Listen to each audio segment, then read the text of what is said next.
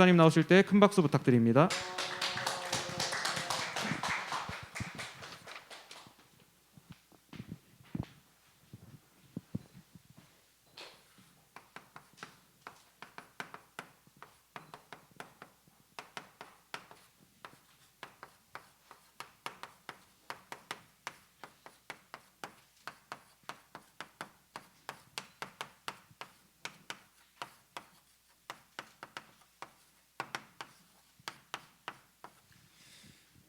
반갑습니다.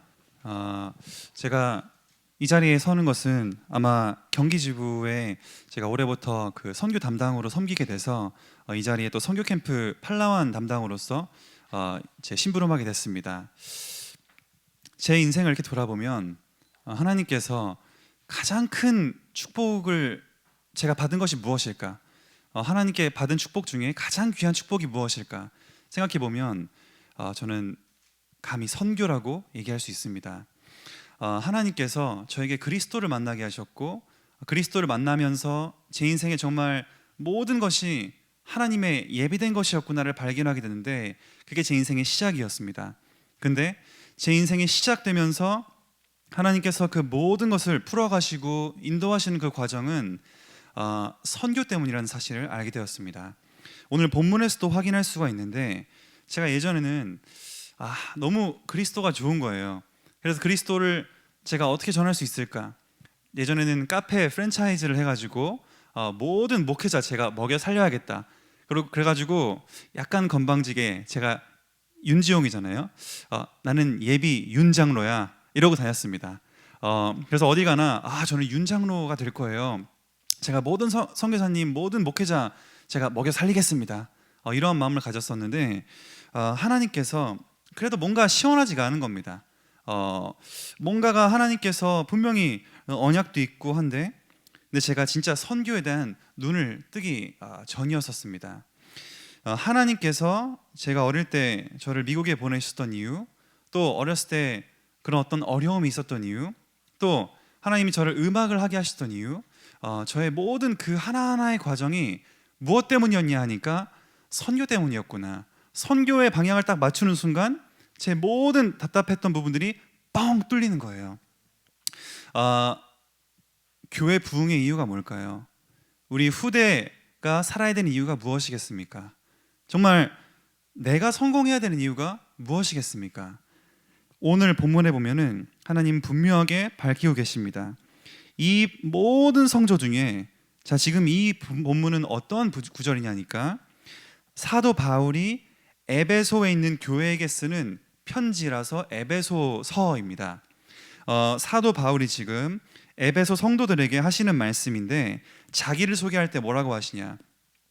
모든 성도 중에 지극히 작은 자보다 더 작은 나래요. 아니, 사도 바울 정도면 어깨 좀 피고 다녀도 되는 거 아닙니까? 교회를 세운 게 얼마인데요? 하신 역사가 얼마나 크신데요? 근데 뭐라고 말씀하시냐? 성도 중에 지극히 작은 자, 근데 그보다 더 작은 나에게 은혜를 주신 이유가 있다. 그 은혜, 그 그리스도, 그 복음 주신 이유가 무엇이냐 하니까, 측량할 수 없는 그리스도의 그 풍성한 복음을 누구에게 전하게 하신다고요? 이스라엘 백성? 아닙니다. 내 가족? 아닙니다.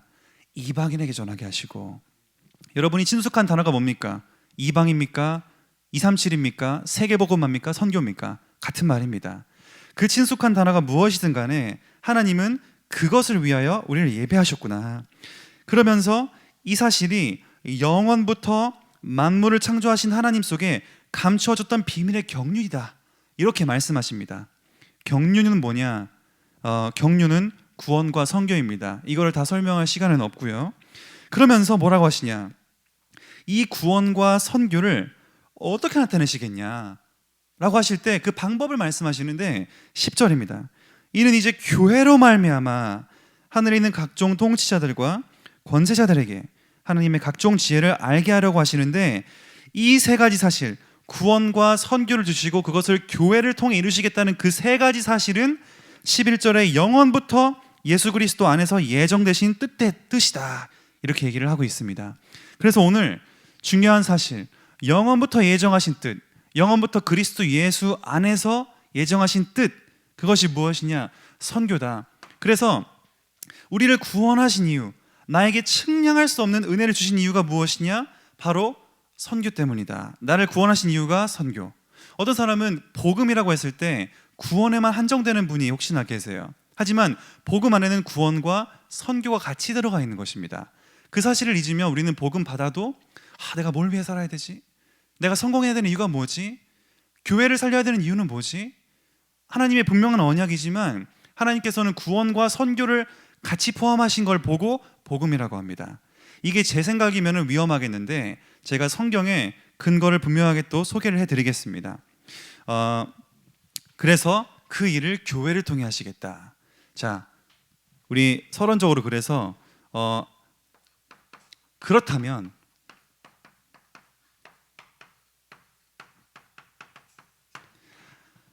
파라라는 그 마인드, 파라의 중요성에 대해서 우리가 알고 있어야 됩니다. 사실 이 조직 자체가 지금 파라기 때문에 여러분께서는 이미 기본적으로 파라에 대한 어느 친숙한 이해가 있으실 겁니다. 파라는 뭐냐?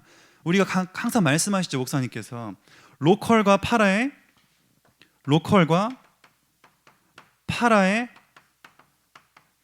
균형을 이루어야 된다. 로컬은 우리의 교회입니다. 나의 교회.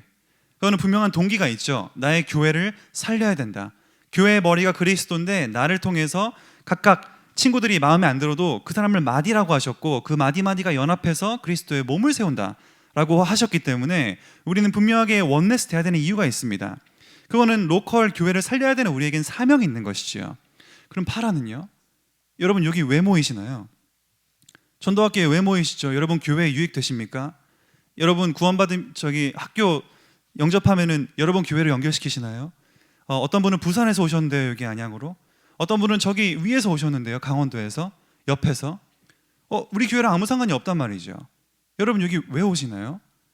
파라는 무엇이냐니까 내 로컬과 상관없는 현장을 파라라고 하는데 그 현장에 순수하게 동기 없이 섬길 수 있는 게 파라 마인드입니다. 여러분 여기에 아무 교회에 유익이 안 돼도 하나님께서는 여러분을 대학 복음화라는 이유로 그 파라 마인드 때문에 여러분을 부르신 거 아닙니까?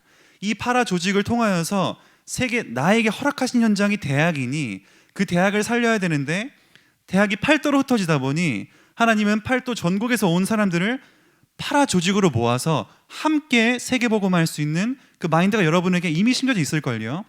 어느 정도는. 그렇기 때문에 그 파라의 중요성, 그래서 절대 파라의 마인드가 중요한 것이 무엇이냐 하니까 나 혼자 세계복음화 할 수가 없다는 것입니다. 절대 세계복음화 혼자 할 수가 없어요. 내 한 교회로 가능하다? 죄송하지만 그게 비성경적인 얘기입니다. 바울 팀을 보면은 여러 교회들이 결국 다른 교회였지만 로마서 16장도 로마 교회에 있는 성도들을 대상이 있지만 다른 교회의 성도들도 같이 소개가 되거든요. 결국 바울 팀의 그 선교의 응답을 위하여서 여러 교회가 함께 파라를 위해서 원네스가 되는 것입니다. 나랑 아무 상관이 없어도 우리는 하나님이 필요하신 것이라면 가는 것이지요. 우리 교회에 유익이 안 돼도 하나님께서 허락하신 현장이기 때문에 우리는 가는 것입니다.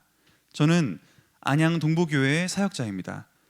그러나 저희가 지금 가려고 하는 팔라완이라는 현장은 동부교회와는 아무 상관이 없습니다. 어떻게 이게 가능할까요? 일단 저희 당회장 목사님이 허락해 주시니까 일단 가능한데 이게 말이 사실 안 되는 부분이지만 동부교회랑 아무 상관이 없는데 저는 이 현장을 10년을 갔습니다.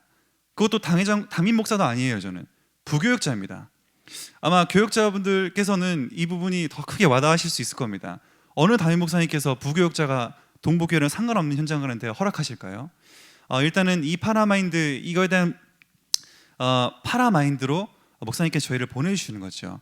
저는 파라 현장에 있어도 동북교회 지교회 세우러 가는 거 아니에요. 저희는 팔라완 현장을 가는데 팔라완 현장도 선교사님이 계시고 저희가 함께 동북교회 색깔을 안 냈기 때문에 선교사님과 연합이 가능했지, 제가 동북교회 색깔 내고 갔다면은 반드시 문제가 왔을 겁니다.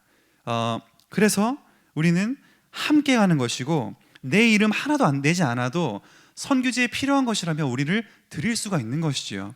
세계복음화는 내가 하는 것이 아니고 하나님이 준비된 것에 나를 드리는 것이기 때문에 내 교회 색깔, 나의 색깔, 내가 원하는 것, 내 기준, 내 생각 다 내려놓고 우리는 하나님께 우리를 드릴 수 있어야 되는 것입니다.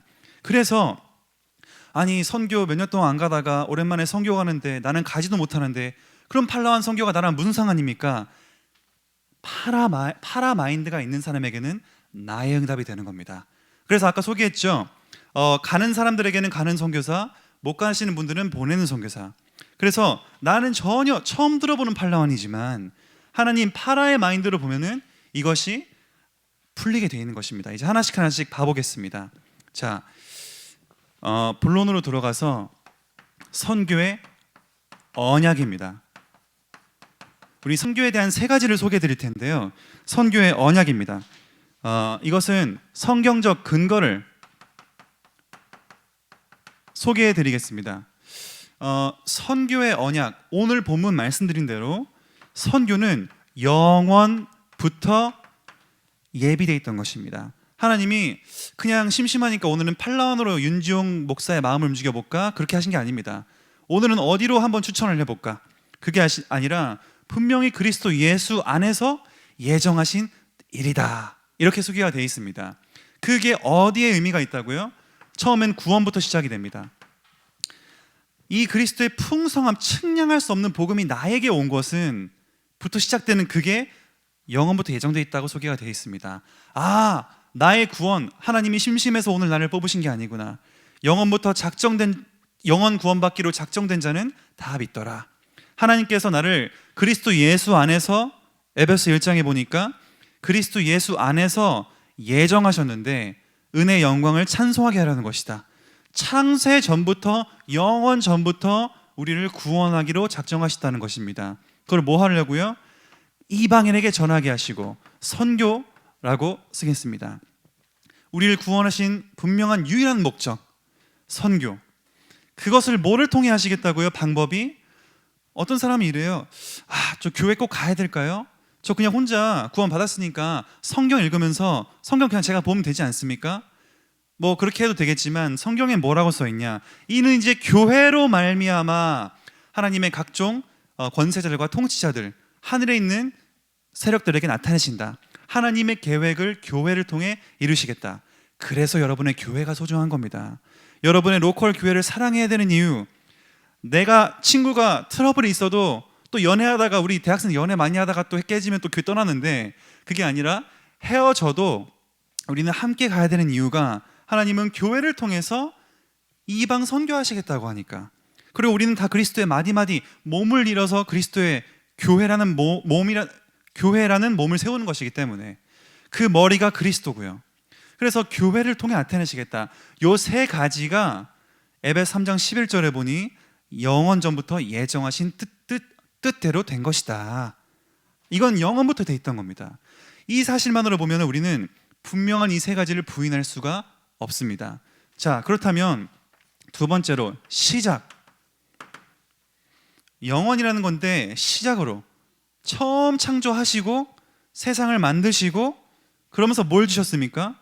창세기 1장 27절, 우리가 우리의 형상대로 사람을 창조하자. 뭐죠? 구원입니다. 자, 그러고 나서 구원받고 알아서 살라고 하셨습니까? 아니죠. 너희는 정복하고 다스려라, 땅에 충만하라. 이것이 세계 선교입니다. 하나님은 처음부터 사람을 구원하시고 창조하실 때부터 구원과 선교를 같이 주신 겁니다. 같이 주셔서 우리에게 처음부터 아예 창조하신 목적 자체가 선교다, 이렇게 말씀을 하시는 것이지요. 그러면서 대표성 있는 인물들만 보겠습니다. 민족의 조상. 민족의 조상이면 충분하잖아요. 하나님이 창세기 12장 1절에서 3절, 너는 내가 너에게 보여줄 땅으로 가라. 그 땅이 뭐죠? 예수 그리스도가 나실 가나안 땅, 예수 그리스도의 구원을 얘기합니다. 그리고 그 대신 너를 축복하는 자에게는 내가 축복하고 너를 저주하는 자에게는 내가 저주할 것인데 땅의 모든 족속이 너로 말미암아 복을 얻을 것이다. 이것이 선교입니다. 그래서 아브라함은 사실 아브람이었습니다. 아브람의 뜻은 한 가정의 아버지, 한 가정의 아버지였는데 하나님이 너희를 이제 아브라함이라 부르겠다. 그것은 여러 열방의 아버지입니다. 여러 가정의 아버지, 여러 민족의 아버지. 그래서 아브람을 애초에 너는 선교를 위해 내가 택한 거야 라는 의미로 아브라함이라고 이름을 아예 바꿔버리십니다. 그냥 선교적인 이름으로. 그래서 아브라함이라는 이름 자체가 선교적인 축복을 갖고 있는데 하나님은 부르실 때 구원과 선교를 주신 것이지요. 그리고 우리의 전도자의 모델 바울, 하나님이 처음부터 부르실 때 어떻게 부르셨습니까? 우리는 보통 선교가 너무 멀어요. 제가 이제 선교 캠프 이번에도 대학부 또 몇 명 이렇게 설득해서 설득이 아니라 몇 명 이렇게 소개를 했는데 제가 어떤 사람은 그래요. 영적 상태가 안 좋아가지고요. 제가 아직 지금 믿음의 수준이 안 돼서요. 제가 조금 더 훈련되고 가야 될 것 같습니다. 그래? 그 훈련되는 수준이 어디까지인데? 그리고 누구 훈련돼서 가는 것 같아? 그래서 제가 얘기했죠. 이따가 소개해드리겠지만 한 명도 준비돼서 가는 사람은 없다. 그러면은 우리는 예수님이죠. 완벽하다면은 우리는 부족해도 하나님은 우리를 어떻게 처음부터 구원과 선교를 주셨다는 건데 사도행전 9장 5절 사도 바울이 그리스도인들을 죽이러 다닐 때입니다. 그래서 그리스도인을 죽이러 지금 회당에 가고 있는데 하나님께서 나타나십니다.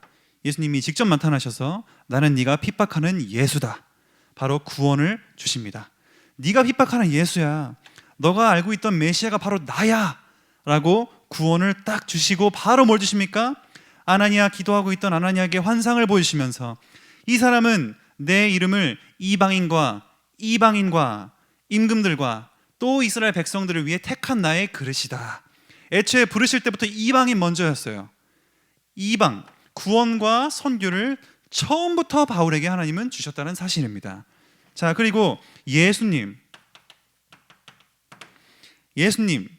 우리는 마태복음 28장 잘 알고 있습니다. 근데 여기에 숨겨져 있는 사실 16절부터 20절인데 16절에 보면 예수님의 부활을 봤지만 아직도 의심하는 자가 있더라 라고 기록되어 있어요. 이 말이 참 중요한 부분입니다. 여기서 이제 핑계가 다 없어지는 거예요. 제가 부족해 실력이 없어가지고요, 영적 상태가 안 좋아가지고요. 아니 예수님을 두 눈으로 지금 보고 있는데 아직도 의심하는 자가 있더라. 그럼 저희 같으면 어떻게 할까요? 그래, 너 좀 더 훈련 받아라. 너 아직 그릇이 안 됐구나. 이렇게 할 수가 있는데 예수님은 그거에 대한 말을 일절 안 하시고 그럼에도 불구하고 너희는 모든 민족에게 가라. 모든 민족, 애초에 그 말씀을 하시는 것이죠. 그리고 사도행전 1장 8절 예수님 마지막 말씀, 너희는 성령이 임하면 권능 받고 땅 끝까지 증인 되리라. 그래서 우리는 경기도를 넘어야 되는 거예요. 우리는 안양을 넘어야 되는 겁니다. 수원 안사를 넘어서 237 우리는 외치고 있는데 진짜 그렇구나. 예수님께서 말씀하신 것에는 항상 성령 충만함의 이유. 그래서 우리는 기도할 때도 왜 기도해야 되는지를 모른다는 애들이 많아요. 하나님 은혜 주세요.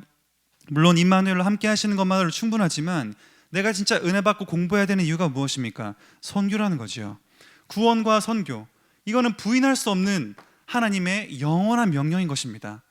이게 또 살아있는 동안에만 누릴 수 있는 축복이거든요. 이것이 어떻게 해야 됩니까? 세 번째, 나의 언약이 돼야 됩니다. 이걸 보고 레마라고 합니다. 이걸 보고 뭐라 그러냐? 선교의 시작이라고 합니다. 우리가 지금 선교를 가야겠다. 또 어떤 분들은 그래 뭐 한번 한다는 데만 한번 가볼까? 이렇게 가볍게 우리가 접근할 수가 있는데 선교의 시작은 나의 언약으로 붙잡는 것부터 시작이 됩니다. 우리는 내가 하고 싶은 거 그냥 내 갈증 해소를 위해 한번 가보는 게 아니에요. 그래 해외여행 가본 적이 오래됐는데 한번 오랜만에 가볼까? 그렇게 해서 가는 게 아니라는 겁니다. 선교는 하나님의 유일한 소원이요, 하나님의 우리를 창조하신 목적이기 때문에 선교의 시작은 나의 언약으로. 그래서 저에게는 저의 레마는 무엇이냐? 에베소 3장 9절이에요. 비밀의 경륜. 에베소 3장 2절에는 은혜의 경륜. 내가 먼저 간단히 기록한 것 같은데 그게 뭐냐 하니까 에베소 1장에 나타난 예정된 구원, 에베소 2장에 있는 선교. 구원과 선교가 내가 먼저 간단히 기록한 것 같은 하나님의 경륜이다, 이렇게 얘기합니다. 여러분의 선교 언약은 무엇입니까? 이게 될 수도 있고 이게 될 수도 있고 이게 될 수도 있고 무엇이든 될 수가 있겠죠. 하지만 하나님, 혹시나 여기에 지금 말씀 들으시는 분들 중에서 정말 선교가 나에게 아직도 멉니다, 선교 마음이 안 와닿아요, 팔랑은 너무 지금 가는 거 못 가는 걸 떠나서 지금 선교 마음 자체가 없습니다, 하나님. 그러면 하나님께 질문하시기 바랍니다. 하나님, 간절하게 하나님의 언약을 나에게 주시옵소서. 언약은 하나님이 주시는 거지 내가 붙잡는 게 아니기 때문에 하나님이 하나님의 언약을 나에게 주시옵소서. 그래서 진짜 선교의 응답의 시작이 되게 하여 주시옵소서. 자, 두 번째입니다. 선교. 그렇다면 언약 붙잡은 것이 시작이 되는데 그 언약 이후부터 우리는 이제 어떻게 해야 되냐? 선교 마인드가 필요합니다. 아까 감사하게도 선교의 마인드, 두 가지의 마인드를 우리는 볼 수 있는데요. 가는 선교사, 보내는 선교사. 첫 번째로 가는 선교사. 자, 여기 계신 분들 중에도 팔라완에 참석하고자 하시는 분들이 이미 있기 때문에 그분들을 향한 먼저 방향을 드리겠습니다. 자, 첫 번째, 나는 선교사다. 제가 왜 이걸 말씀드리냐? 나는 선교사다 할 때에는 뭘 염두에 두고 우리가 생각해야 되냐면 파라 마인드입니다. 말씀드렸듯이 여러분의 개인의 유익을 위해 가는 게 아니에요. 내가 영어 공부한 거 좀 써볼까? 아닙니다. 이것이 나의 포트폴리오에 좀 도움이 될까? 아니에요. 물론 그런 분들도 안 가는 것보다 낫겠지만 제가 이 마인드가 없는 사람들을 예전에 많이 10년 동안 제가 그래도 본 게 좀 있지 않겠습니까? 어떤 분들은 막 패션쇼 하러 가더라고요. 근데 이게 왜 중요하냐면 필리핀에 여러분이 가지 않습니까?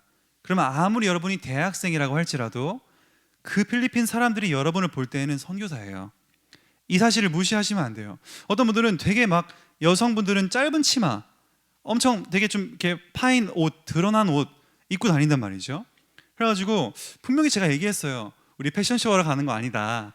제발 선교사답게, 참 이 주관적, 이게 애매한 얘기예요. 선교사답게 알아서 선교사답게 준비했으면 좋겠다. 나머지는 놀 땐 놀아도 되는데 캠프할 때는 우린 선교사다.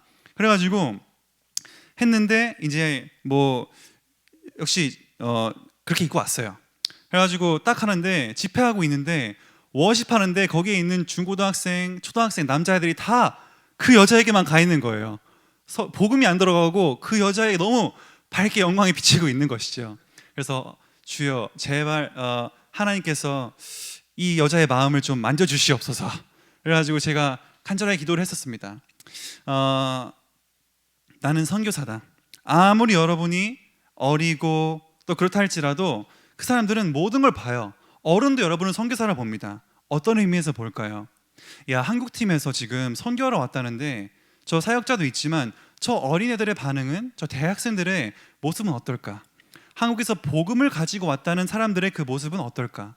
복음 가진 대학생의 모습은 어떨까? 이 시선으로 바라본단 말이죠. 그러니까 내가 하는 행동 하나하나가 그들에게는 모델이 되는 거예요. 그러니까 내가 하는 모든 것이 선교사의 행동이라는 얘기죠. 그러면서 그 나라의 교육도 보는 거예요. 복음적 교육받은 대학생들의 모습이 저러저러하구나. 이것까지 전체를 보기 때문에 저 사람들이 안 보는 것 같아도 다 보고 있단 말이죠. 그래서 나는 거룩한 척하는 의미가 아니라 나는 선교사다. 이것이 이제 너무 중요한 부분입니다. 그래서 필리핀 입국하는 순간 나는 필리핀 사람이다. 이렇게까지 우리는 생각을 해야 됩니다. 필리핀 사람들의 수준이, 그리고 그분들의 생각의 구조, 그분들의 정서, 그것을 우리가 이해하는 게 참 중요하겠습니다. 그래서 우리가 나라에 대한 공부하는 것도 참 중요한 것이, 한국은 막 빨리빨리 되지 않았습니까? 나라가 발전되고 또 뭔가 이렇게 빠릿빠릿한 우리 전체적인 정서가 있는데 거기에는 그렇지 않거든요. 우리는 사계절이 있지만 거기에는 여름밖에 없습니다. 뭘 해도 느려요. 그거에 대한 아무렇지도 않습니다. 그냥 되는 대로 사는 것이거든요. 제가 예전에 저희가 선교사님 통해서 이렇게 있다가 아무튼 제자 중에 한 명에게 생활비를 좀 이렇게 주게 되는 일이 있었습니다. 그 분에게 이걸 가지고 너가 한 달 동안 살아라 이렇게 이렇게 소개하고 그 할 수 있도록 생활비를 좀 지원해 줬어요. 며칠 안 돼 가지고 다 썼다는 거예요. 그래가지고 왜 다 썼냐 하니까 내 친구 생일 파티에 갔다는 겁니다. 그래서 생일 파티에 가는데 뭐 그렇게 돈 쓰냐? 우리는 생일 파티 그냥 크진 않잖아요. 아닌가요? 여러분 어떤지 모르겠습니다만 생일 파티 그렇게 크진 않는데 필리핀 사람들에게 생일 파티는 내 인생을 드리는 거예요. 완전히. 거기에서는 내가 모았던 모든 것을 생일 파티를 막 3일씩 하고 결혼식은 뭐 일주일씩 합니다. 그때 거기에 그냥 그 하루에 다 쏟아붓는 거예요. 그 생일 파티라는 가치를 너무 귀하게 여기기 때문에 내가 벌었던 모든 것을 다 쏟아붓고 다 같이 새로 시작하는 겁니다. 그러니까 돈을 모을 수가 없는 거예요. 이분들에게 우리식으로 그래 내가 이렇게 좀 경제 규모 있게 딱 해가지고 하루 한 달 생활해야지 그게 안 되는 겁니다. 애초에 그래서 선교사님이 그 말씀하세요. 얘네들이 제일 잘 붙잡는 언약이 있다. 내일 일을 걱정하지 말라. 이해가 되시나요? 진짜 내일이 없어요. 그냥 오늘 내가 행복하면 happy, I'm okay, happy입니다. 내가 오늘 잘 먹었으면 됐어.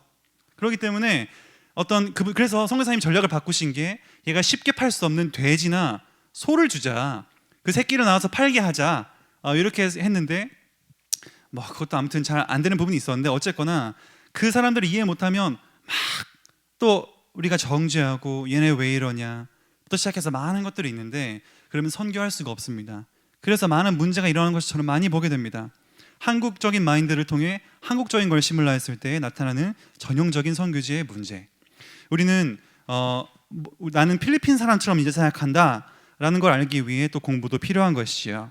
자, 그리고 내가 원하는 것을 하는 게 아니다. 하나님이 원하시는 것을 하는 것이다. 자, 그래서 우리는 내 갈증 해소를 위하여 내가 할 수 있는 것들을 모아서 그냥 쏟아붓고 오는 것이 아닙니다. 저는 너무나 많이 봤어요. 선교지에 대한 소통과 선교지도 그 흐름이 있을 거 아닙니까? 흐름 전혀 무시하고 우리가 할 수 있는 거 막 쏟아붓고 갔다가 막 캠프하고 쑤시고 왔다가 나중에 교회가 없어지는 것도 보게 됐습니다. 심각한 경우에는요. 우리가 선교지에 선교하러 가서 도리어 선교에 피해를 주고 오면 안 되지 않겠습니까? 그래서 우리는 내가 원하는 것을 하는 게 아니라 우리 이제 선교 모임도 우리가 있는 사람들끼리 하게 될 텐데 내가 뭘 좀 해볼까? 어떤 공연 내가 잘할 수 있는 거 해볼까? 그게 아닙니다. 하나님의 시간표에 따라 내가 할 수 있는 그 역할을 나를 드리는 것이요. 하나님 원하시는 것. 그래서 절대 나의 갈증 해소가 아니다. 네, 뭐 이 나머지는 또 나중에 말씀을 드리겠습니다. 그래서 이것 때문에 선교지에 대한 공부도 필요한 부분입니다. 왜죠? 이것이 선교 작품으로 이어지기 때문입니다. 편집, 설계, 디자인 이렇게 나오는데요. 진짜 선교를 위한 작품이란 게 무엇이겠습니까? 제가 하나만 소개를 좀 해드릴게요. 잠깐. 어떤 우리 선교지 이제 가겠다는 그 렘넌트 중 하나가 자기가 만화를 잘 그리기 때문에 만화로 한번 전도할 수 있는 자료를 만들어 보겠다는 거예요. 그래서 제가 그래 너무 좋다. 한번 해봐라라고 했는데 초안을 저에게 보내왔습니다. 근데 너무 잘하고 감사했는데 한편으로는 아쉽다라고 해서 제가 바로 소개를 했어요. 왜 아쉬웠냐? 일단 그림 다 좋잖아요. 근데 선교 관점으로 쓴 게 아니에요. 무슨 말이냐면 필리핀 사람들이 봐야 되는데 한국인들이 봤을 때 재미있게 만들어진 거예요. 이 말씀 이해되십니까? 한국적인 정서로 어떤 한국적인 그런 부분들이 그려져 있다는 것이요. 그래가지고 제가 얘기했어요. 지금 필리핀 사람들이 봤을 때 필리핀 사람들의 중요한 부분들이 있다. 필리핀은 다원주의다. 그렇기 때문에 내가 원하는 거는 다 그냥 좋은 게 좋은 거다. 나에게 재물을 주는 신은 부처가 될 수 있지만 동시에 구원을 주는 분은 하나님이고, 다 짬뽕 돼 있어요. 그냥 짬뽕 혼합 신학 그 자체입니다. 그런데 그들에게 필요한 것은 다른 내용이 아니라 그리스도의 유일성과 오직 그리스도라는 부분이 드러나야 되는데, 그러한 선교적인 어떤 그 배경과 정서를 이해한 상태에서 우리가 작품을 만들어야 되는 거지, 아니면 전혀 상관이 없는, 예를 들어서 가난에 자꾸 시달리고 있는, 가난에 대대로 문제인 사람들에게는 가난에 대한 진단을 해줘서 복음을 제시하는 거잖아요. 근데 엉뚱하게 자살에 대한 거 계속 얘기하는 겁니다. 그러면은 이 사람들에게는 와닿지가 않겠죠. 난 자살한 적 없는데 자꾸 자살 얘기하냐, 이런 부분이겠지요. 선교지에 대한 공부가 그래서 필요한 것입니다. 우리는 선교지에 내가 원하는 것, 내가 잘할 수 있는 것, 내게 친숙한 것이 아니라 하나님께서 그 현장에 필요한 작품. 그래서 류 목사님도 캠프에 현장에 분석하라고 했을 때에도 안양에 불교 대학이 있구나, 안양에 뭐가 있구나 했을 때 그거 가지고 막 흑암 꺾으라는 의미로 말씀하신 게 아니라 그걸로 하여금 오는 영적 문제들이 있단 말이죠. 그 뒤에 문제가 있기 때문에 그 뒤에 문제를 알고 염두에 두고 복음을 제시할 수 있도록 하는 거지, 막 그냥 주문 외우듯이 흑암 꺾고 다니라는 얘기가 아니거든요. 그런 것처럼 필리핀에도 하나님께서는 그 선교지에 정서가 있고, 그 사람들의 스페인과 일본과 미국의 세 나라로부터 식민당했던 그 또 정서가 있습니다. 절대 미안한다고 얘기 안 하고, 절대 사과 안 하는 것도 있지만, 누가 뭐라고 하면 정말 싫어하고, 부터 시작해서 하나하나가 다 그것이 삶에 미치는 거고 신앙까지 미치거든요. 그래서 이거를 염두에 두고 우리는 작품을 만드는 것이다. 이거는 우리가 좀 깊이 한번 생각해 봐야 될 부분이겠습니다. 자, 그러면서 세 번째로, 나는 기도로 준비한다.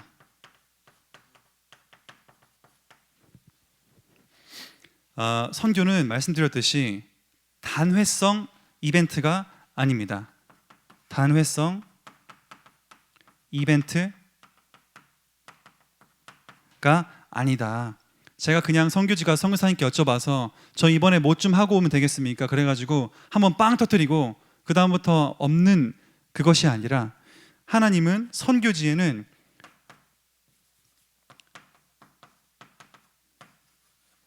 흐름이 있습니다. 이 흐름이 분명히 있는 거예요.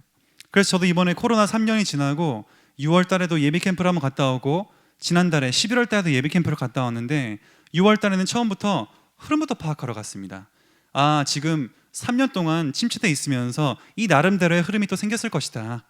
그것을 염두에 두고 해야지 이 사람들의 마음과 여러 가지 그 바뀐 것들이 있거든요. 또 코로나로 인해서 억압되면서 그 지역 거기는 봉쇄해버리거든요. 겉으로는 민주주의라지만 완전 공산주의, 권위주의적인 나라이기 때문에 완전히 군인들이 총 들고 서 있습니다. 동안구에서 만안구로 넘어가면 총 쏴버리거든요. 그렇기 때문에 아예 지역 봉쇄를 해버립니다. 그러한 여러 가지 어려움 속에 이 사람들에게 지금 현재 와 있는 흐름이 무엇이냐, 하나님께서 지금 이 사람들에게는 어떤 사역들을 하고 계시냐, 거기에도 세워진 사역자들이 있기 때문에 그런 것들을 염두에 두고 우리는 하면은 지금 그러면 하나님은 어떠한 것을 원하시냐가 흐름 속에서 보이는 것이지요. 이걸 알고 우리는 기도로 차분하게 준비를 하는 겁니다. 말씀드렸듯이 내가 원하는 거 하는 게 아닙니다. 사도행전 16장 우리 6절에서 10절 보니까 바울은 원하는 것을 하려고 했습니다. 아시아에 전도하고 싶었습니다. 근데 예수의 영이 자꾸 막는다는 거예요. 아시아로 가려고 애썼으나 예수의 영이 허락하지 아니하는지라, 이렇게 얘기하거든요. 그러면서 바울이 멈춰서 기도를 합니다. 기도하고 있는데, 드로아라는 지역에서 기도했는데 저 마게도냐 사람 하나가 손짓을 하는 거예요. 일로 와 일로, 마게도냐. 그래가지고 바울이 마게도냐로 가게 됩니다. 마게도냐 첫 성 빌립보에 딱 들어가니까 누가 예비돼 있었죠? 하나님께서 루디아의 마음을 여사, 하나님이 루디아를 준비해 놓은 겁니다. 그것처럼 내가 원하는 게 아니라 하나님 원하시는 것에 나를 드릴 수 있도록 우리는 기도로 준비하는 것이죠. 그래서 그 흐름을 보는 것입니다. 내가 그냥 원하는 거야 아무데나 막 전달해 다니는 게 아니라는 것이죠. 자, 그러면 두 번째, 보내는 선교사 마인드. 우리 못 가시는 분들도 계시지 않습니까? 그분들을 위해서 똑같이 기도할 수 있는 방향이 있습니다. 가는 선교사는 나는 선교사다, 보내는 선교사는 나도 선교사다. 여기는 아멘이 적네요. 나도 선교사다. 왜죠? 똑같습니다. 파라 마인드가 있다면 가능해요. 내가 안 가니까 내 현장이 아니니까 나는 상관없어. 그러면은 우리는 파라의 응답 받을 수가 없어요.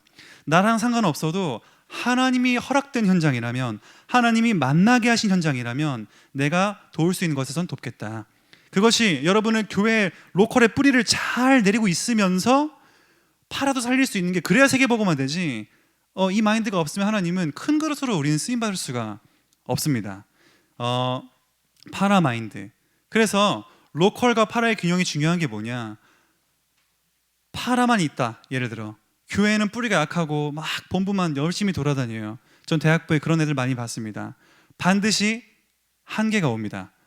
목사님 죄송해요 하면서 혼자 막 울면서 나중에 와요. 그래, 로컬에 강단은혜 회복할까? 소개하면 이제 확 살아나더라고요. 뿌리가 없는 상태에서 막 이리저리 다니면은 흥분만 될 뿐이고 이게 안정된 응답 받지가 못하더라고요. 반대로 파라의 응답 받지 못하고 로컬만 너무 강하다. 그러면 어떻게 되냐? 하나님은 흩으시더라고요. 그래서 스데반의 환란도 일어나서 결국에는 안디옥 교회가 세워지고 그 흩어진 자들 속에 복음을 전하다가 교회가 세워지고, 저는 팔라완에서도 똑같은 현장을 봤습니다. 이 파라 마인드가 안 생기는 거예요. 내 교회, 자꾸 내 교회 사역된 바쁘다는 거죠. 하나님 결국 문제 터뜨려서 저 북쪽으로 보내시더라고요. 그래서 그 현장을 통해서 이제 새롭게 또 문이 열리게 되고, 하나님은 파라 마인드 없으면 흩으십니다. 그래서 제일 좋은 거는 로컬과 파라 마인드가 균형을 이루는 것이 정말 중요하구나. 그렇다면 나도 선교사다. 나랑 상관이 없지만 하나님이 경기지부 안에 허락해 주신 현장이라면 나는 할 수 있는 선에서는 기도하며 돕겠다. 이것이 이제 우리에게 올바른 마인드가 되는 거지요. 그러면은 기도로 가장 시작할 수 있는 거지. 기도, 천군 천사, 시 공간 초월하는 그리스도, 또 천사가 있지 않습니까? 기도로 후원을 하는 겁니다. 기도로 후원할 때도 우리가 전형적인 기도를 할 수 있겠죠. 하나님 나라가 임하시고 성령 충만 흑암 꺾고. 하지만 그걸 넘어서 우리는 기도로 후원할 때는 흐름을 보고 기도하면 정확한 구체적인 기도가 나올 수 있습니다. 그 흐름을 이따가 소개를 해드릴 텐데요. 그 다음에 세 번째로 물질로 후원을 할 수가 있습니다. 저희 대학부에도 그 어떤 여자 랩멘트가 이렇게 얘기하는 거예요. 나는 정말 성교 한 번 딱 가봤거든요. 이제 직장인이 되니까 가고 싶어도 못 가는 거예요. 어린이집 교사를 하게 됐는데 너무너무 가고 싶은데 못 간다는 겁니다. 그래서 그 친구가 그렇게 얘기하더라고요. 나는 나의 이 업을 통해서 하나님이 지금 업의 시간표에 왔으니 보내는 선교사로 내가 좀 누군가를 후원을 좀 해보고 싶다. 진짜 경제적으로 어려워서 하나님 가기 원하시는데 못 가는 그 사람에게 후원을 하고 싶다. 이렇게 얘기를 하더라고요. 우리는 마태복음 10장 42절에 뭐라고 돼 있냐? 냉수 한 그릇이라도 전도자에게 주는 자에게는 하나님이 그 상을 잃지 아니하겠다. 이렇게 얘기를 합니다. 하나님은 선교의 축복을 동일하게 주신다라고 얘기하세요. 사실 그래서 우리는 결국 이걸 통해서 가는 선교사와 보내는 선교사를 통하여 세 번째로 함께 응답을 받는 겁니다. 저희가 갔다 와서 보고를 드릴 순간이 있을지 모르겠습니다만 보고가 어떻게든 되는 순간이 있겠죠. 그러면 그 선교 보고를 통하여서 내가 기도했던 그 흐름 안에서 하나님이 어떻게 역사하셨는가에 대한 것을 확인하고 그것을 나에게 함께 응답으로 받게 되는 겁니다. 그래서 팔라완 선교는 경기지부의 응답이다라고 제가 확신 있게 얘기할 수가 있습니다. 제가 한 게 아니라 하나님께서는 그렇게 응답하셨거든요. 사도 바울 같은 경우에는 세웠던 교회를 1차, 2차, 3차 이렇게 선교를 순회하시면서 교회마다 들르시면서 선교 역사를 보고했는데 그때에 바울팀을 위해 기도하고 있던 그 교회는 함께 응답을 받는 것입니다. 그래서 가는 사람만이 응답이 아니라 기도했던 사람도 같이 응답되는 함께 응답이거든요. 이 파라 마인드가 없으면 우리는 캠프, 여러분 교회 캠프 하실 때에도 가람만 캠프 보고 나는 그럼 아닌데 난 뭐지? 난 제자가 아닌가? 자꾸 이제 이렇게 우리는 오해할 수가 있는 것입니다.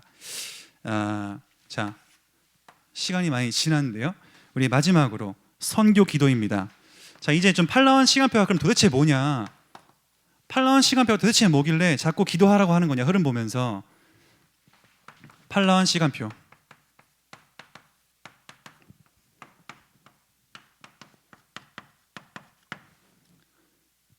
그냥 그림만 그리겠습니다. 일단은 길죠. 저는 그래서 팔을 기억하라고 합니다. 팔처럼 생겨서 팔라완이다. 이거를 세 덩이로 나눌 수가 있는데요. 대한민국보다 깁니다. 우리 팔라완은 공항이 어디 있냐? 요 중앙에 공항이 있습니다. 지금 현재 시간표는 어떻게 됐냐? 처음 10년 전에 갔을 때는 남쪽에 선교사님 한 분께서 대학을 하나 운영하고 계셨습니다. 그게 10년 전이었어요. 그때는 사역자도 아무도 없었습니다. 그때부터 계속 팔라완 전체를 봐야 된다. 지금 여기 아볼란 여기만 있으면 안 된다. 진짜 너네가 응답받아서 너네 교회를 넘어서 전체를 봐야 된다라는 부분이 계속 소개가 됐는데 못 알아먹는 거예요. 처음에 3년 4년 때 되니까 마음을 열고 하나님의 은혜를 주셔서 이쪽에 시스템들이 사역자가 세워지니까 자연스럽게 시스템도 세워지고 교회가 세워지겠지요. 그래서 그때 이민봉 선교사님이라는 분께서 들어오셔서 여기에 딱 정착을 하셨습니다. 남쪽 여기 하나 아볼란 통해서 모든 남쪽에 연결될 수가 있어요. 이걸 통해 남쪽은 구심점이 생겼다. 자, 그럼 이제 중부 가장 중요한 공항이 있는 메인 도시 푸에르토 프린세사라고 하는 PPC 그 현장에 정말 시스템이 없는 거예요. 그래서 응답받다가 결국에는 뭐 거두절미하고 여기에는 예원교회 문철 선교사님께서 들어오셔서 지금 정착하시면서 시스템이 세워졌는데 이제 그분이 들어오시고 새롭게 탐이라는 선교사님이 파송됐습니다. 마침 제 동기 목사님이신데 너무 반가웠어요. 선교지에 갔는데 그분이 계시는 거예요. 그래가지고 저랑 안성환 목사님이랑 동기인데 같이 동기인 그분이 거기 계셔가지고 깜짝 놀랐습니다. 야, 하나님 이렇게 축복하시구나. 함께 할 수 있는 동역자를 선교지에서 만나니까 얼마나 반가운지 막 서로 막 반가워가지고 아무튼 그랬는데 여기에 예원교회에서 세운 그 농인 사역과 또 이 RTS가 세웠습니다. 그럼 예원교회 현장이냐? 그렇게 볼 수 있지만 그렇지 않습니다. 함께 응답받아왔었기 때문에 남쪽과 중부 저희는 함께 소통한 지금 10년이 됐거든요. 그러면서 이제 북부 로하스라고 하는 지역, 요거는 좀 써야겠습니다. 로하스, 록사스인데 록사스가 아니라 로하스라고 부릅니다. 요 지역이 얼마나 중요한 지역이냐? 저희가 이제 수영도 하고 스노클링도 하고 맛있는 것도 먹는 시간도 있을 겁니다.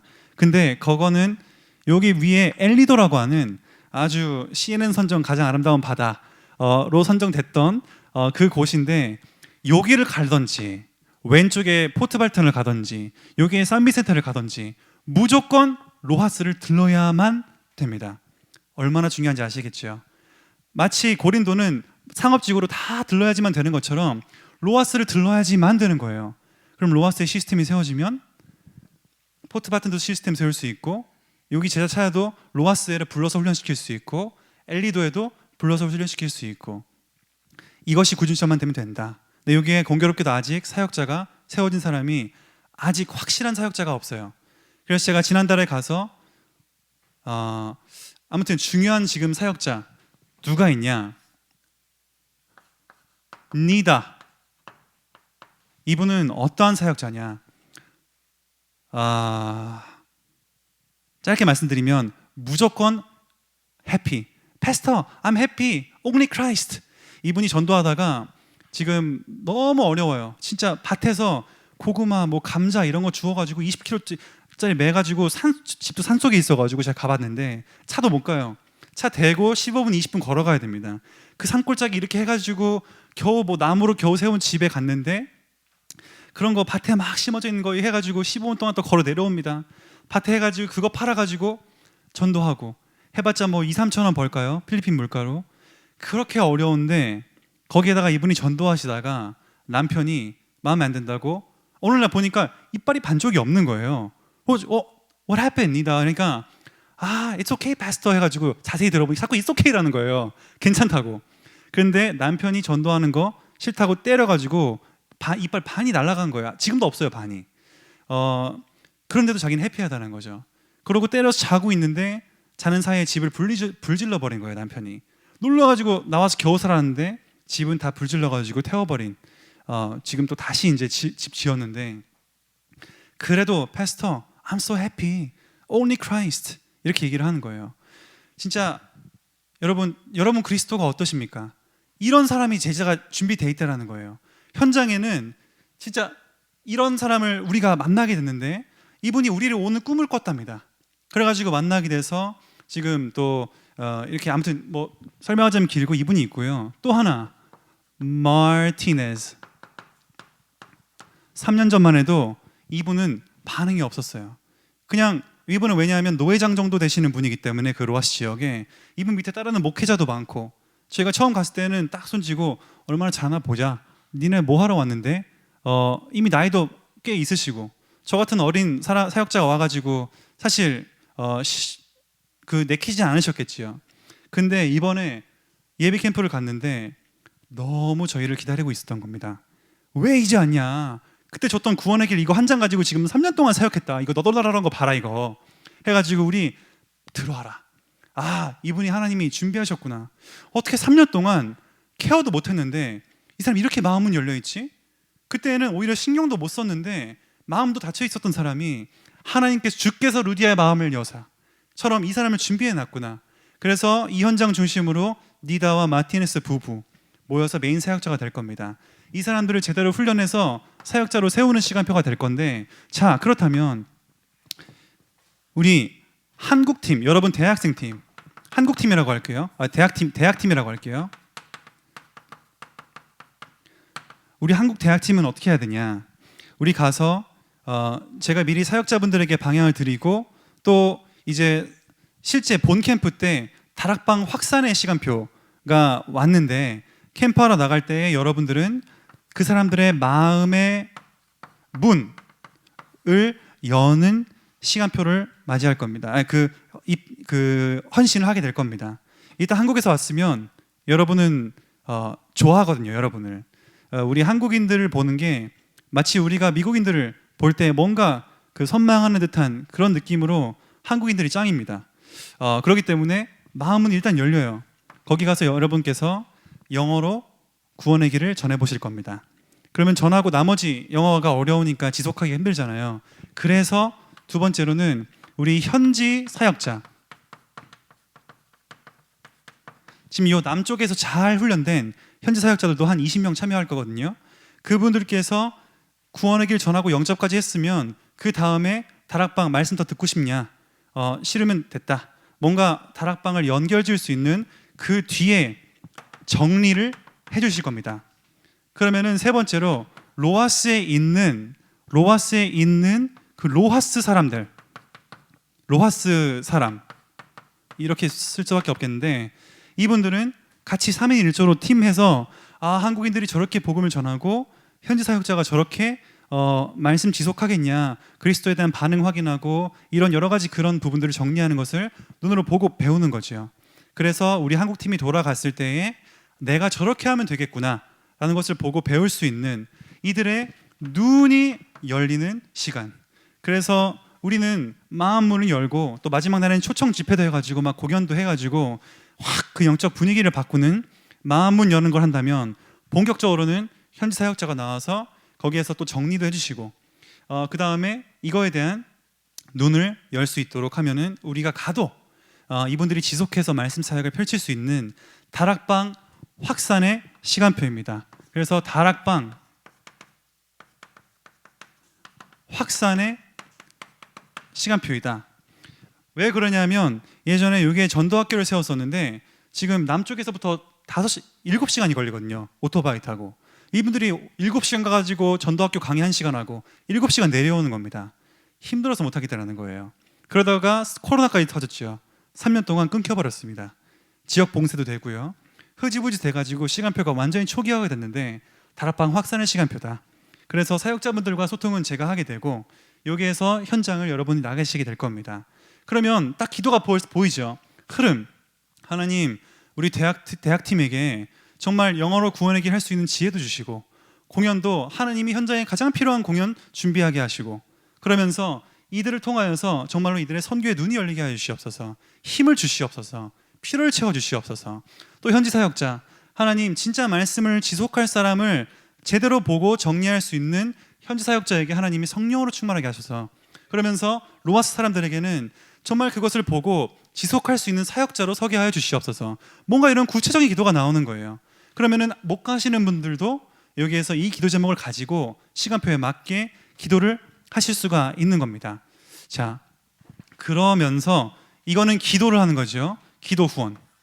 그리고 두 번째, 물질 후원하실 수 있도록 제가 생각을 해봤습니다. 냉수 한 그릇 계좌를 만들면 어떻겠냐. 마태복음 10장 42절에 소개가 되어 있지만 냉수 한 그릇만 해도 하나님은 전도자의 상을 잃지 않는다 그랬어요. 그래서 냉수 한 그릇 요즘 얼마냐, 삼다수 살려면 1,000원 정도 하더라고요. 그래, 1,000원도 좋다. 정말 이 팔라완 선교를 위해 공통회비로 쓰여질 부분인데, 여기에 마음 담고 또 물질로도 함께 할 수 있는 기회를 열어드리는 게 맞지 않겠냐. 그럼 왜 공통회비 130만 원씩 걷는데 더 필요할까요? 왜 더 필요하냐면, 우리만 생각하면 괜찮습니다. 근데 말씀드렸듯이 남쪽에서 20명의 사역자가 올라온다고 했죠. 7시간 동안. 그 사역자는 어떻게 해야 될까요? 챙겨줘야 되거든요. 그분들의 교통비도 저희가 책임져야 되고, 여기 있는 동안 3일 동안 캠프하면 숙소를 책임져야 됩니다. 그냥 너네 알아서 해 할 수가 없거든요. 이분들은 돈이 없어가지고, 이분도 원래는 2잡, 3잡까지 뛰면서 처음에는 팔라완 때 그렇게 목회하던 게 전반적인 목회자의 분위기였습니다. 돈이 없어가지고 아끼는 그런 어려운 분들한테 우리 입장에서는 교통비 아무것도 아닌데 그들에게는 엄청난 큰 부담이거든요. 그래서 캠프에 함께하는 대신 우리가 교통비, 숙소 책임져 주겠다. 현장에 캠프하러 나가잖아요. 밥 먹어야 되잖아요. 그러면 20명도 있지만 현지 사역 제가 물어보니까 로아스 지역에 한 50명 참여한다고 합니다. 현지인들 50명 있죠. 현지 사역자 20명 있죠. 우리 지금 25명 있죠. 95명 식사를 책임져 줘야 돼요. 첫날 밤, 둘째 날 아침, 점심, 저녁, 그 다음날 아침, 그 다음날 아침 알아서 먹고 점심까지 5끼 90명어치 점심 챙겨주려면 그것도 또 만만치가 않은 일입니다. 그렇게 봤을 때 그래, 진짜 아끼면 어떻게든 될 수 있겠지만 정말 현장에 필요한 공통회비로 우리의 작은 그 헌금이 선교지에 가장 필요한 부분에 쓰일 수 있도록 나름대로 1,000원이라도 그분에게는 엄청난 부분이 되는 것이지요. 이분들에게는 평균적으로 일하면 월 30을 법니다. 이게 일반적이에요. 어디 맥도날드에서 일하거나 어디 그냥 기본적으로 카페에서 일하거나 하면은 30만 원이에요. 여러분 30만 원 갖고 살 수 있으세요?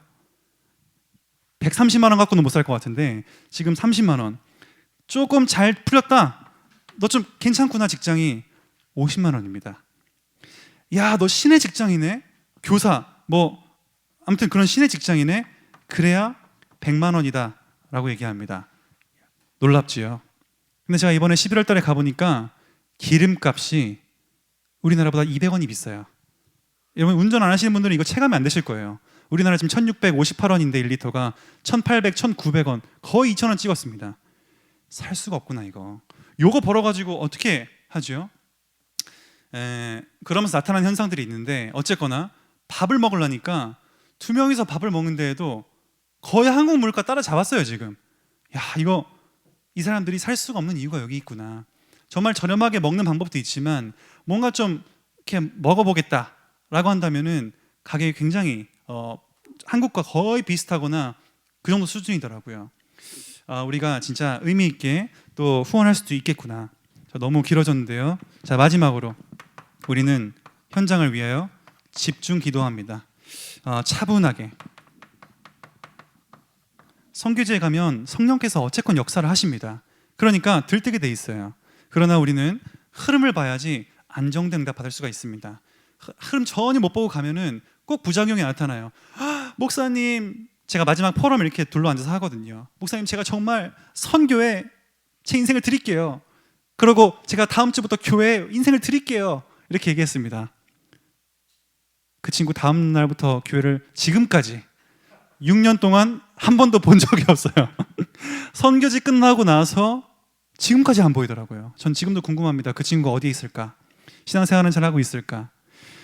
선교지에 그 부흥 떠 있는 것이 흐름을 봐야 안정적이에요. 제가 상상하는 얘기가 있어요. 선캠프 가시는 분들 그냥 가지 말고 흐름을 보고 가셔야 된다. 그래서 캠프는 본 캠프가 중요한 게 아니라 예비 캠프가 제일 중요해요. 지금 준비하는 과정이. 본 캠프는 이미 예비 캠프 때 하나님이 이렇게 응답 주시겠구나라는 게 벌써 나와 있는 거를 확인만 하러 가는 거지, 본 캠프 때 큰 거 기대할 거 없어요. 이미 예비 캠프 때 이렇게 지금 시간표 다 나와 있거든요. 이때 내가 준비하고 선교사 마인드 갖추고 모든 걸 준비하는 그 속에 이미 응답 다 받고 가는 거예요. 그때 가서 뭐 새로운 성령이 없을까? 그렇게 하는 것은 선교가 여러분 또 붕 뜨게 됩니다. 하나님이 원하시는 것에 우리는 차분하게, 우리는 또 집중으로 기도하면서 진짜 또 우리가 정말 하나님 원하시는 마음을 갖고 갈 수 있도록, 선교사의 마인드를 갖고 갈 수 있도록 응답하신 여러분 되기면 좋겠습니다. 마지막입니다. 진짜 마지막 결론. 나는 선교를 위한 인생의 그림을 그리자. 저는 제 인생이 뻥 뚫리게 된 이유가 선교 때문이라고 감히 확신할 수 있습니다. 성경적으로도 그렇고 현장에서도 확인했습니다. 여러분께서 산업선교가 뭘까요? 그냥 돈 벌고 후원하는 정도일까요? 산업선교는 그걸로 그치지 않습니다. 이거는 좀 깊이 생각해 봐야 될 부분이에요. 하나님, 제가 이번에 선교를 위하여 기도할 때, 가는 선교사로 갈 때, 혹은 보내는 선교사로 갈 때 정말 선교를 위하여 나의 인생의 그림을 그리는 시작이 되게 하여 주시옵소서. 이런 응답 받으신 여러분 되시기를 예수 그리스도 이름으로 축원합니다. 하나님 감사합니다. 주님께서 우리를 사랑하셔서 선교의 응답을 허락하심에 너무나 감사합니다. 하나님, 오늘 짧은 시간이었지만 선교가 소통되는 시간 되게 해주시고 이들에게 선교의 언약이 깊이 심길 수 있는 우리 렘넌트들이 되게 하여 주시옵소서. 예수 그리스도 이름으로 기도드립니다. 아멘.